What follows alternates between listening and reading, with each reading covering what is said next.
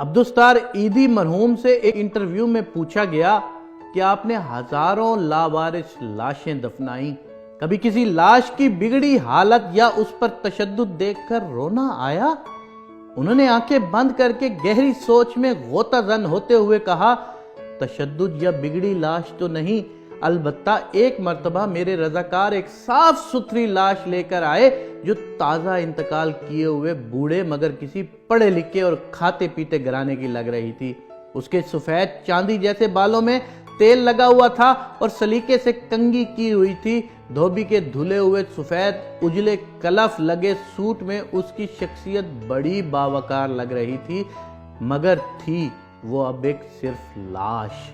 عیدی صاحب پھر کچھ سوچتے ہوئے گویا ہوئے، ہمارے پاس روزانہ کتنی لاشیں لائی جاتی ہیں، مگر ایسی لاش جو اپنے نقش چھوڑ جائے کم ہی آتی ہیں۔ اس لاش کو میں غور سے دیکھ رہا تھا کہ میرے رضاکار نے بتایا، اس نے کراچی کے ایک پوش بستی کا نام لے کر کہا کہ یہ لاش اس کے بنگلے کے باہر پڑی تھی۔ ہم جو ہی بنگلے کے سامنے پہنچے تو ایک ٹیکسی میں سوار فیملی جو ہمارا ہی انتظار کر رہی تھی، اس میں سے ایک نوجوان برآمد ہوا اور جلد بازی کا مظاہرہ کرتے ہوئے ایک لفافہ ہمیں تھماتے ہوئے بولا، یہ تدفین کے اخراجات ہیں۔ پھر وہ خود ہی ہڑبڑایا، یہ میرے والد ہیں، ان کا خیال رکھنا، اچھی طرح غسل دے کر تدفین کر دینا۔ اتنے میں ٹیکسی سے آواز آئی، تمہاری تقریر میں فلائٹ نکل جائے گی۔ یہ سنتے ہی نوجوان پلٹا اور مزید کوئی بات کیے ٹیکسی میں سوار ہو گیا اور ٹیکسی فراٹے بھرتی ہوئی آنکھوں سے اوجھل ہو گئی۔ عیدی صاحب بولے، اس لاش کے متعلق جان کر مجھے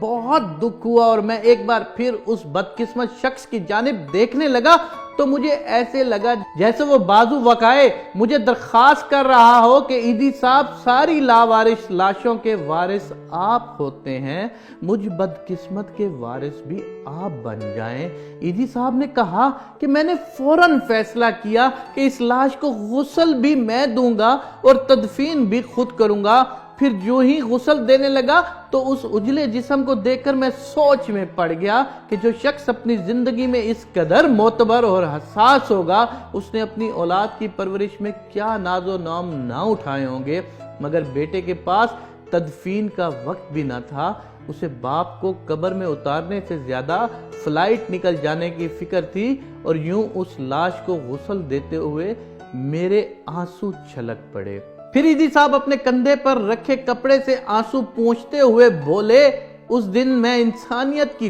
ڈوبتی نیا پر رو پڑا۔ کاش کہ ہم اپنی اولاد کی عیش و عشرت کی بجائے بہتر تعلیم و تربیت پر زیادہ فوکس کریں، تاکہ کسی بھی لمحے آنے والے وقت میں ان کے اندر احساس نام کی چیز ضرور زندہ رہے۔ اگر تمہارے ماں باپ راضی ہو کہ تم سے دنیا میں جائیں گے تو تم کامیابی کی وہ تمام سیڑھیاں عبور کرتے جاؤ گے جو تمہاری قسمت میں لکھ چکی ہیں، لیکن اگر تم ماں باپ کو ناراض کر دیتے ہو تو یقین ماننا کہ ہر سیڑھی پر تم سینکڑوں بار گرو گے، ہر سیڑھی پر تمہارے آگے سینکڑوں بار رکاوٹیں آئیں گی، ہر سیڑھی پر تم سے پوچھ گچھ ہوگی اور تمہاری زندگی برباد لوگوں والی زندگی ہوگی۔